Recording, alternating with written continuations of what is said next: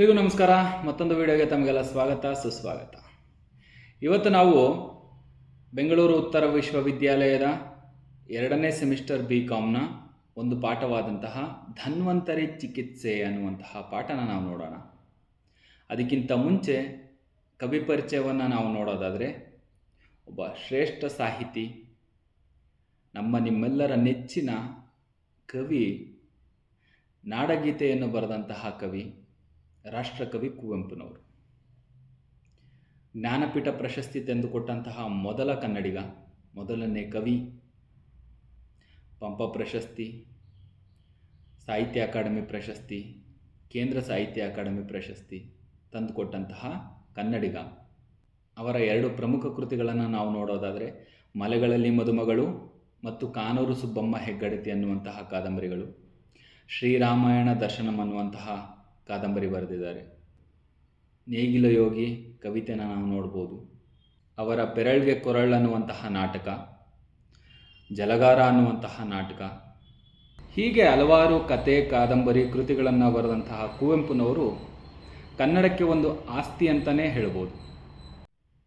ಇನ್ನು ನಾವು ಪಾಠಕ್ಕೆ ಬರೋದಾದರೆ ಧನ್ವಂತರಿ ಚಿಕಿತ್ಸೆ ಅನ್ನುವಂತಹ ಪಾಠ. ಧನ್ವಂತರಿ ಇವನು ಸ್ವರ್ಗಲೋಕದ ಒಬ್ಬ ವೈದ್ಯ. ಈ ಪಾಠ ಪ್ರಾರಂಭವಾದಾಗ ವಿಶ್ವಾಮಿತ್ರ ಸ್ವರ್ಗದಲ್ಲಿ ಒಂದು ಮರದ ಕೆಳಗಡೆ ಆ ಕಡೆಯಿಂದ ಈ ಕಡೆ, ಈ ಕಡೆಯಿಂದ ಆ ಕಡೆ ಓಡಾಡ್ತಾ ಇರ್ತಾನೆ. ಅವನಿಗೆ ಒಂದು ಚಿಂತೆ ಕಾಡ್ತಾ ಇರುತ್ತೆ, ಒಂದು ಶಬ್ದ ಅವನಿಗೆ ಕೇಳಿಸ್ತಾ ಇರುತ್ತೆ.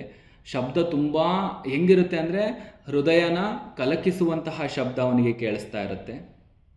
ಹೇಗಿರುತ್ತೆ ಆ ಶಬ್ದ ಅಂತಂದರೆ, ಯಾವುದೋ ಒಬ್ಬ ವ್ಯಕ್ತಿಯನ್ನು ಮುಳ್ಳಿನ ಹಾಸಿಗೆಯ ಮೇಲೆ ಮಲಗಿಸಿ ಅವನ ಎದೆಯ ಮೇಲೆ ಒಂದು ಕಲ್ಲನ್ನು, ದಪ್ಪದಾಗಿರುವಂತಹ ಒಂದು ಕಲ್ಲನ್ನು ಇಟ್ಟು ಅದನ್ನು ಸುತ್ತಿಗೆನಲ್ಲಿ ಜೋರಾಗಿ ಹೊಡೆದ್ರೆ ಅವನು ಯಾವ ರೀತಿ ನರಳುತ್ತಾನೋ, ಶಬ್ದ ಮಾಡ್ತಾನೋ, ಅದೇ ರೀತಿಯ ಶಬ್ದ ವಿಶ್ವಾಮಿತ್ರನಿಗೆ ಕೇಳಿಸ್ತಾ ಇರುತ್ತೆ.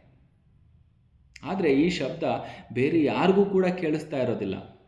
ರಂಬೆ, ಊರ್ವಶಿ, ಮೇನಕೆ, ತಿಲೋತ್ತಮೆ ಆಗಿರ್ಬೋದು, ಇಂದ್ರ ಆಗಿರ್ಬೋದು, ಅವ್ರು ಯಾರಿಗೂ ಈ ಶಬ್ದ ಕೇಳಿಸ್ತಾ ಇರೋದಿಲ್ಲ. ಅವರೆಲ್ಲ ತಮ್ಮ ಪಾಡಿಗೆ ತಾವು ಜಲಕ್ರೀಡೆಯನ್ನು ಆಡಿಕೊಂಡು, ಜೋರಾಗಿ ನಕ್ಕೊಂಡು ತಮ್ಮ ಒಂದು ವೈಭೋಗದ ಜೀವನವನ್ನು ತಾವು ನಡೆಸ್ತಾ ಇರ್ತಾರೆ. ಇದು ಅವನಿಗೆ, ವಿಶ್ವಾಮಿತ್ರನಿಗೆ ಇವ್ರನ್ನೆಲ್ಲ ನೋಡಿ ಅಸಹ್ಯ ಆಗ್ತಾ ಇರುತ್ತೆ. ಅದೇ ಸಮಯಕ್ಕೆ ಸರಿಯಾಗಿ ನಮಗೆ ಪರಶುರಾಮ ಕೂಡ ವಿಶ್ವಾಮಿತ್ರನ ಜಾಗಕ್ಕೆ ಬರ್ತಾನೆ.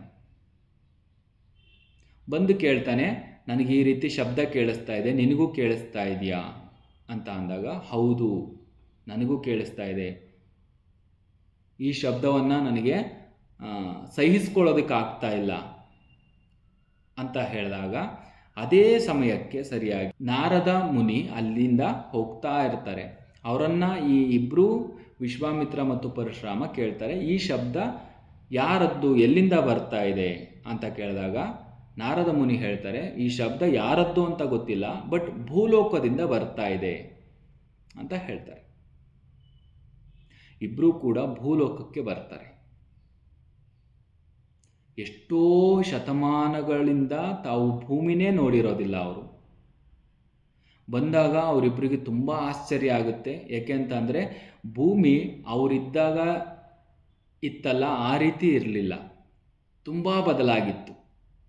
ಇಲ್ಲಿ ರಸ್ತೆಗಳು ಬಂದಿದ್ವು, ಕಾರು ಬಸ್ಸುಗಳು ಬಂದಿದ್ವು, ವಾಹನಗಳು ಬಂದಿದ್ವು, ದೊಡ್ಡ ದೊಡ್ಡ ಕಟ್ಟಡಗಳು ಬಂದಿದ್ವು, ಕಂಪನಿಗಳು ಬಂದಿದ್ವು, ಮನುಷ್ಯರ ವೇಷಭೂಷಣ ಬೇರೆ ಆಗಿತ್ತು, ಅವರ ಮಾತು ಬೇರೆ ಬೇರೆ ಆಗಿತ್ತು, ಕೊಳಚೆ ಗುಂಡಿಗಳು ಕಾಣಿಸ್ತಾ ಇದ್ವು. ಎಲ್ಲಿ ಕಸ ಎಸಿಬೇಡಿ ಅಂತ ಬೋರ್ಡ್ ಬರ್ತಿದ್ರು, ಅದ್ರ ಕೆಳಗಡೆ ಕಸ ಎಸ್ತಿದ್ರು. ಎಷ್ಟು ಗಲೀಜಾಗಿತ್ತು ಅಂತಂದರೆ ಭೂಮಿ ತುಂಬ ಗಲೀಜಾಗಿತ್ತು. ಆ ಭೂಮಿಗೆ ಅವರು ಬಂದು ಹೇಳಿದ್ದಾರೆ. ಹಿಡಿದಾಗ ಬಾರ್ ಆ್ಯಂಡ್ ರೆಸ್ಟೋರೆಂಟ್ಗೆ ಜನ ಎಲ್ಲ ಹೋಗ್ತಾ ಇರ್ತಾರೆ. ತಮ್ಮ ವೇಷವನ್ನು ಬದಲಾಯಿಸಿಕೊಂಡಂತಹ ವಿಶ್ವಾಮಿತ್ರ ಮತ್ತು ಪರಶುರಾಮ ಆ ಜಾಗಕ್ಕೆ ಹೋಗ್ತಾರೆ. ಒಳಗಡೆ ಹೋಗಿ ಒಂದು ಟೇಬಲ್ನಲ್ಲಿ ಕೂತ್ಕೊಳ್ತಾರೆ. ಯಾರೋ ಒಬ್ಬ ವ್ಯಕ್ತಿ ದೊಡ್ಡ ದೊಡ್ಡ ಬಾಟಗಳನ್ನು ತಂದು ಅವ್ರ ಮುಂದೆ ಇಡ್ತಾನೆ. ಯಾವುದೋ ಒಂದು ಹೆಂಗಸು ಅರೆಬರೆ ಬಟ್ಟೆಯಲ್ಲಿ ಅವರ ಮುಂದೆ ಬಂದು ಕುಣಿಯೋದಕ್ಕೆ ಶುರು ಮಾಡ್ತಾಳೆ. ಅದನ್ನು ನೋಡಿದಂಥ ಅವರಿಬ್ಬರಿಗೆ ಗಾಬರಿಯಾಗಿ ಅಲ್ಲಿಂದ ಎದ್ದು ಬಂದುಬಿಡ್ತಾರೆ. ಇನ್ನೊಂದು ಸ್ವಲ್ಪ ಮುಂದೆ ಹೋದಾಗ ಒಂದು ದೊಡ್ಡ ದೇವಸ್ಥಾನ ಕಾಣಿಸುತ್ತೆ. ಯಾರೋ ಒಬ್ಬ ಹರಿಕತೆ ಮಾಡ್ತಾ ಇರ್ತಾನೆ. ಅಲ್ಲಿ ಹೋಗಿ ಕೂತ್ಕೊಳ್ತಾರೆ. ಹರಿಕತೆ ಮಾಡ್ತಾ ಮಾಡ್ತಾ ಪರಶುರಾಮ ಮತ್ತು ವಿಶ್ವಾಮಿತ್ರರ ವಿಷಯವನ್ನು ಆ ಹರಿಕತೆ ದಾಸ ತನಗಿಷ್ಟ ಬಂದಂತೆ ಹೇಳ್ತಾ ಇರ್ತಾನೆ. ಇವ್ರಿಗೆ ಆಶ್ಚರ್ಯ ಆಗುತ್ತೆ. ನಮ್ಮದೇ ಕಥೆಯನ್ನು, ನಮಗೆ ಗೊತ್ತಿಲ್ಲದೆ ಇರುವಂತಹ ಕಥೆಯನ್ನು ಇವನೇ ಊಹಿಸ್ಕೊಂಡು ಮಾತಾಡ್ತಾ ಇದ್ದಾನೆ ಅಂಥೇಳಿ ಅವರು ಇಬ್ರಿಗೂ ಮುಖ ನೋಡ್ಕೊಂಡು ನಗ್ತಾರೆ. ಅಲ್ಲಿಂದ ಎದ್ದು ಬರ್ತಾರೆ. ಸ್ವಲ್ಪ ಮುಂದೆ ಬರ್ತಾರೆ. ಒಂದು ದೊಡ್ಡ ದೇವಸ್ಥಾನ ಕಾಣಿಸುತ್ತೆ. ಆ ದೇವಸ್ಥಾನದಲ್ಲಿ ಒಬ್ಬ ಪೂಜಾರಿ ದೇವರಿಗೆ ಪೂಜೆ ಮಾಡ್ತಾ ಇರ್ತಾನೆ. ಆದರೆ ಅವನ ಮನಸ್ಸಿನಲ್ಲಿ ದೇವರಿಲ್ಲ ಅಂತ ಅಂದ್ಕೊಂಡು ಪೂಜೆ ಮಾಡ್ತಾ ಇರ್ತಾನೆ. ಅವನ ದೃಷ್ಟಿನಲ್ಲಿ ದೇವರು ಅನ್ನೋದು ಕೇವಲ ವ್ಯವಹಾರಕ್ಕೆ ಮಾತ್ರವಾಗಿರುತ್ತೆ. ಇದನ್ನು ನೋಡಿದಂಥ ಅವರಿಗೆ ತುಂಬ ಬೇಜಾರಾಗುತ್ತೆ. ತಾವು ಇದ್ದಂತಹ ಭೂಮಿಗೂ ಇವತ್ತಿನ ಭೂಮಿಗೂ ಎಷ್ಟೊಂದು ವ್ಯತ್ಯಾಸ. ಅದರ ಜೊತೆಗೆ ಮನುಷ್ಯರ ಜೀವನದಲ್ಲಿ, ಅವರ ಒಂದು ಮನಸ್ಸಿನಲ್ಲಿ, ಅವರು ನಡ್ಕೊಳ್ತಾ ಇರುವಂತಹ ರೀತಿಯಲ್ಲಿ ಎಷ್ಟೊಂದು ವ್ಯತ್ಯಾಸ ಆಗಿದೆ ಅಂತ ಅವರು ಅಂದ್ಕೊಂಡು ತುಂಬ ಬೇಜಾರಾಗ್ತಾರೆ. ಅದಾದಮೇಲೆ ಆ ಒಂದು ಸಿಟಿಯನ್ನು ಬಿಟ್ಟು ಅವ್ರೇನು ಮಾಡ್ತಾರೆ, ಸ್ವಲ್ಪ ಕಾಡಿನ ಪ್ರದೇಶಕ್ಕೆ, ನಗರ ಬಿಟ್ಟು ಹೊರಗಡೆ ಅವ್ರೇನು ಮಾಡ್ತಾರೆ, ಆ ಒಂದು ನರಳುವಂತಹ ಶಬ್ದವನ್ನು ಆಲಿಸ್ಕೊಂಡು ಅವರಿಬ್ಬರು ಹೊರಗಡೆ ಬರ್ತಾರೆ. ಬರ್ತಾ ಬರ್ತಾ ಬರ್ತಾ ಬೆಟ್ಟ ಗುಡ್ಡಗಳನ್ನು ಏರಿ ಇಳಿದು ಸ್ವಲ್ಪ ಇಳಿಜಾರಿನ ಪ್ರದೇಶಕ್ಕೆ ಬರ್ತಾರೆ. ಆ ಒಂದು ಜಾಗದಲ್ಲಿ ಒಂದು ಗುಡಿಸಲು ಅವರಿಗೆ ಕಾಣಿಸುತ್ತೆ. ಈ ಶಬ್ದ ಅದೇ ಗುಡಿಸಲಿನಿಂದ ಬರ್ತಾ ಇರುತ್ತೆ. ಅವರು ಅಲ್ಲಿಗೆ ಬರ್ತಾರೆ.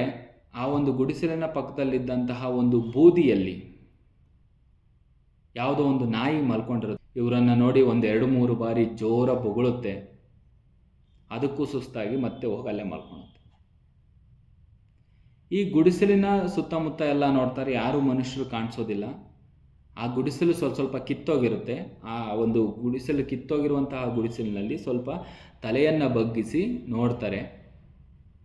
ಅಲ್ಲಿ ಮಧ್ಯ ಒಂದು ಜಾಗದಲ್ಲಿ ಒಬ್ಬ ರೈತ ಬರೀ ಒಂದು ಪಂಜೆಯನ್ನು ಹಾಕ್ಕೊಂಡು ಮಧ್ಯ ಗುಡಿಸಲಿನಲ್ಲಿ ಮಲ್ಕೊಂಡಿರ್ತಾನೆ, ನರಳುತ್ತಾ ಇರ್ತಾನೆ. ಅದೇ ನರಳುವಿಕೆಯ ಶಬ್ದ ಅವರಿಗೆ ಸ್ವರ್ಗಲೋಕದವರೆಗೂ ಕೇಳಿಸ್ತಾ ಇದ್ದಿತ್ತು. ಆ ಕಡೆ ಈ ಕಡೆ ನೋಡ್ತಾರೆ. ಪಕ್ಕದಲ್ಲಿ ಒಂದು ಹೆಂಗಸು ಕೂತಿರ್ತಾಳೆ. ಅವಳ ಒಂದು ಹುಟ್ಟಿರುವಂತಹ ಸೀರೆ ಹರಿದೋಗಿರುತ್ತೆ, ಮಾಸಿದ ಸೀರೆ ಆಗಿರುತ್ತೆ. ಅವಳ ಕೂದಲುಗಳು ಕೆದರ್ಕೊಂಡಿರುತ್ತೆ. ಆ ರೀತಿ ಒಂದು ಹೆಂಗಸು ಕೂತಿರ್ತಾಳೆ. ಪಕ್ಕದಲ್ಲಿ ಇನ್ನೊಂದು ಸ್ವಲ್ಪ ದೂರದಲ್ಲಿ ಒಂದು ಮಗು ಬಿದ್ದಿರುತ್ತೆ.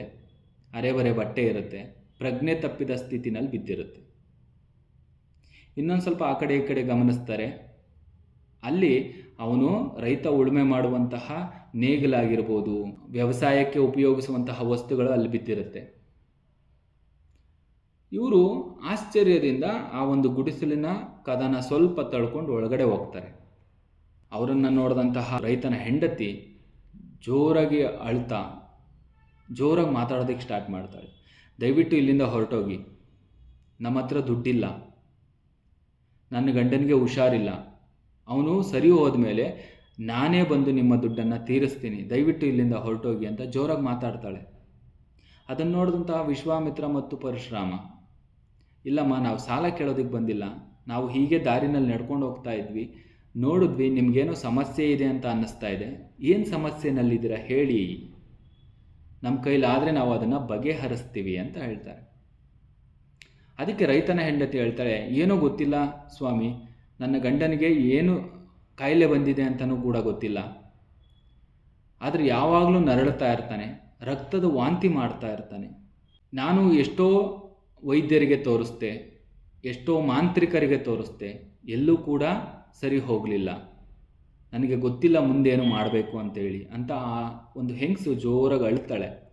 ವಿಶ್ವಾಮಿತ್ರ ಮತ್ತು ಪರಶುರಾಮ ಆ ಹೆಂಗಸಿಗೆ ಸಮಾಧಾನ ಮಾಡಿ, ನಾವು ನಿಮಗೆ ಸಹಾಯ ಮಾಡ್ತೀವಿ ಅಂತ ಹೇಳಿ ಒಬ್ಬ ವೈದ್ಯನನ್ನು ಕರೆಸ್ತಾರೆ. ಕರೆಸಿ ಅವನು ಎಲ್ಲನೂ ಚೆಕಪ್ ಮಾಡ್ತಾನೆ, ಏನೂ ತೊಂದರೆ ಇಲ್ಲ ಅಂತ ಹೇಳ್ತಾನೆ. ಕೆಲವೊಂದಿಷ್ಟು ಮಾತ್ರೆಗಳನ್ನು ಬರೆದು ಕೊಟ್ಟು ಇದನ್ನು ಕೊಡಿ ಸರಿ ಹೋಗುತ್ತೆ ಅಂತ ಹೇಳಿ ಅವನು ಹೋಗಬೇಕಾದ್ರೆ ಒಂದು ಚಿನ್ನದ ನಾಣ್ಯನ ಇಸ್ಕೊಂಡು ಹೋಗ್ತಾನೆ. ಯಾವಾಗ ಒಂದು ಚಿನ್ನದ ನಾಣ್ಯ ಈ ಗುಡಿಸಿನಲ್ಲಿ ಬಂದಿರುವಂತಹ ವ್ಯಕ್ತಿಗಳು ಕೊಡ್ತಾರೆ, ರೈತನನ್ನು ಒಂದು ನೋಡಿದ್ರೆ ಅಂತ ಗೊತ್ತಾಗುತ್ತೋ, ಇರೋ ಬರೋ ವೈದ್ಯರೆಲ್ಲ ಬರ್ತಾರೆ, ರಾಜಕಾರಣಿಗಳು ಬರ್ತಾರೆ, ಅಲ್ಲಿರುವಂಥ ದೊಡ್ಡ ದೊಡ್ಡ ಅಧಿಕಾರಿಗಳು ಬರ್ತಾರೆ. ಸುಮ್ಮನೆ ಬಾಯಿಗೆ ಬಂದಂತೆ ಏನೇನೋ ಮಾತಾಡ್ತಾರೆ. ನಾವಿದ್ದೀವಿ ಹಂಗೆ ಹಿಂಗೆ ಅಂತ ಬಿಟ್ಟು ಕೆಲವೊಂದಿಷ್ಟು ಭರವಸೆನ ಕೊಡ್ತಾರೆ. ಅವ್ರ ಹತ್ರ ಇರುವಂತಹ ಚಿನ್ನದ ಗಂಟಿನಲ್ಲಿ ಸ್ವಲ್ಪ ಸ್ವಲ್ಪ ಚಿನ್ನನ ಇಸ್ಕೊಂಡು ಹೋಗ್ತಾ ಇರ್ತಾರೆ. ಇಷ್ಟು ದಿನ ಬಂದು ಆ ವ್ಯಕ್ತಿನ ನೋಡದೇ ಇರುವಂಥವ್ರು ಇವತ್ತು ಬಂದು ನೋಡ್ಕೊಂಡು ಹೋಗ್ತಾ ಇರ್ತಾರೆ. ರೈತನ ಹೆಂಡತಿ ಒಂದು ದಿನ ಏನು ಹೇಳ್ತಾಳೆ, ಒಬ್ಬ ಮಾಂತ್ರಿಕನನ್ನು ಕರ್ಸೋಣ ಅಂತ ಅಂದಾಗ ಸರಿ ಅಂತ ಹೇಳ್ಬಿಟ್ಟು ಒಬ್ಬ ಮಾಂತ್ರಿಕನನ್ನು ಕರೆಸ್ತಾರೆ. ಬಂದಂತಹ ಮಾಂತ್ರಿಕ ಇವನಿಗೆ ದೊಡ್ಡ ದೆವ್ವ ಹಿಡ್ದಿದೆ ಅಂಥೇಳಿ ಅವನ ಮುಖಕ್ಕೆ ಬೂದಿ ಎಲ್ಲ ಹಾಕಿ ಅವನನ್ನು ಬೇವಿನ ಸೊಪ್ಪಿಂದ ಹೊಡೆದು ರೈತನನ್ನು ಇದ್ದಿದ್ದು ಹಿಂಸೆ ಕೊಡ್ತಾನೆ. ಹೋಗ್ಬೇಕಾದ್ರೆ ಒಂದು ಚಿನ್ನದ ನಾಣ್ಯನ ಇಸ್ಕೊಂಡು ಹೋಗ್ತಾನೆ. ಇದೇ ರೀತಿ ಸ್ವಲ್ಪ ದಿನಗಳು ಕಳೆಯುತ್ತೆ. ರೈತನಲ್ಲಿ ಯಾವುದೇ ರೀತಿಯ ಅವನು ಹುಷಾರಾಗುವಂಥ ವ್ಯತ್ಯಾಸಗಳು ಕಾಣಿಸೋದಿಲ್ಲ. ಕೊನೆಗೆ ಸ್ವರ್ಗಲೋಕದಿಂದ ಧನ್ವಂತರಿಯನ್ನು ಕರೆಸ್ಕೊಳ್ತಾರೆ. ಧನ್ವಂತರಿ ಬರ್ತಾನೆ, ಬಂದು ರೈತನನ್ನು ಪರೀಕ್ಷೆ ಮಾಡ್ತಾನೆ. ಯಾವ ಒಂದು ಕಾಯಿಲೆ ಕೂಡ ಕಾಣಿಸೋದಿಲ್ಲ. ಧನ್ವಂತರಿ ಅವನ ಶ್ವಾಸಕೋಶವನ್ನು, ಅವನ ಒಂದು ಹೃದಯವನ್ನು, ಅವನ ಅಂಗಾಂಗಗಳನ್ನು ಪರೀಕ್ಷೆ ಮಾಡ್ತಾನೆ. ಯಾವುದೇ ಕಾಯಿಲೆಗಳು ರೈತನಲ್ಲಿ ಕಾಣಿಸೋದಿಲ್ಲ. ಕೊನೆಗೆ ಜಾದೂ ಉಪಕರಣವೊಂದನ್ನು, ಅಂದರೆ ನೋಡೋದಕ್ಕೆ ಕನ್ನಡಿ ಇದ್ದಂಗಿರುತ್ತೆ, ಅದನ್ನು ತೆಗೆದು ಅವನೇನು ಮಾಡ್ತಾನೆ, ಆ ರೈತನ ಒಂದು ಎದೆಯ ಮೇಲೆ, ಅವನ ಒಂದು ದೇಹದ ಮೇಲೆ ನೋಡ್ಕೊಳ್ತಾ ಬರ್ತಾನೆ. ಧನ್ವಂತರಿ ಜೋರಾಗಿ ಅಳೋದಿಕ್ಕೆ ಸ್ಟಾರ್ಟ್ ಮಾಡ್ತಾನೆ. ಅಯ್ಯೋ ಪಾಪಿಗಳ, ಇದೇನಿದು ಹೀಗಾಗಿದೆ ಅಂತೇಳಿ ಜೋರಾಗಿ ಅಳ್ತಾನೆ. ಇದನ್ನು ನೋಡಿದಂತಹ ವಿಶ್ವಾಮಿತ್ರ ಮತ್ತು ಪರಶುರಾಮನಿಗೆ ಭಯ ಆಗುತ್ತೆ. ಏನಾಯಿತು ಅಂತ ಕೇಳ್ತಾರೆ.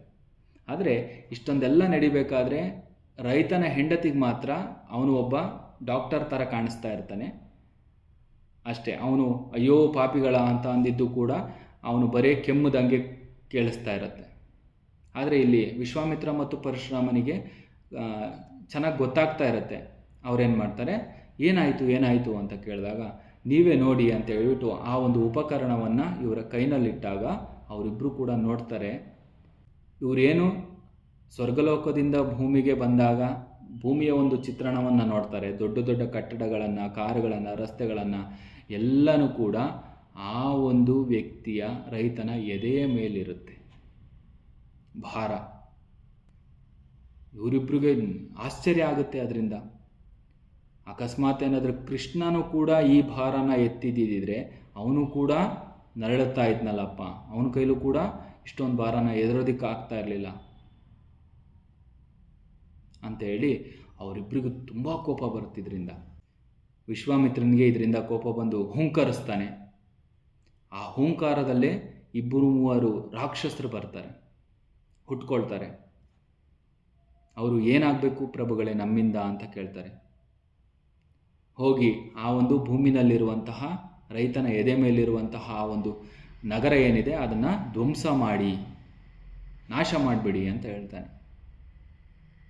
ಆ ರಾಕ್ಷಸರು ಏನು ಮಾಡ್ತಾರೆ, ಆ ಒಂದು ನಗರವನ್ನು ಹೋಗಿ ಪೂರ್ತಿಯಾಗಿ ಗುಡುಗು ಸಿಡಿಲು ಬರೆಸಿ, ಮಳೆ ಜೋರಾಗಿ ಬರೆಸಿ ಎಲ್ಲನೂ ಕೂಡ ನಾಶ ಮಾಡಿಬಿಡ್ತಾರೆ.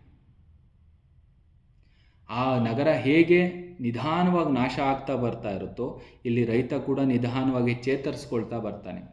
ಕೊನೆಗೆ ಆ ನಗರ ಪೂರ್ತಿ ನಾಶ ಆದಾಗ ಈ ರೈತ ಎಲ್ಲನೂ ಕೂಡ ಸರಿ ಹೋದವನಾಗಿ ನಿಧಾನವಾಗಿ ಎದ್ದು ಕೂತ್ಕೊಂಡು ತನ್ನ ಒಂದು ನೋವುಗಳನ್ನು ಮರೆತು ನಿಧಾನವಾಗಿ ನಗೋದಿಕ್ಕೆ ಸ್ಟಾರ್ಟ್ ಮಾಡ್ತಾನೆ.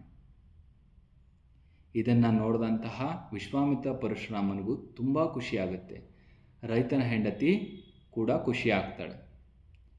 ಅಂದರೆ ಈ ಒಂದು ಪಾಠದಲ್ಲಿ ನಮಗೆ ಮುಖ್ಯವಾಗಿ ಅರ್ಥ ಆಗಬೇಕಾಗಿರೋದೇನು ಅಂತಂದರೆ, ನಗರದಲ್ಲಿ ಎಷ್ಟೊಂದು ಕಲ್ಮಶ ಆಗುತ್ತೋ, ನಗರದಲ್ಲಿ ಏನೆಲ್ಲ ಕೆಟ್ಟ ಬದಲಾವಣೆಗಳಾಗುತ್ತೋ ಅದೆಲ್ಲನೂ ಕೂಡ ಮುಂದೆ ಒಂದು ದಿನ ಒಳ್ಳೆಯವರಿಗೆ ಅಥವಾ ರೈತರಿಗೆ ಅದರಿಂದ ದೊಡ್ಡ ಸಮಸ್ಯೆ ಆಗುತ್ತೆ.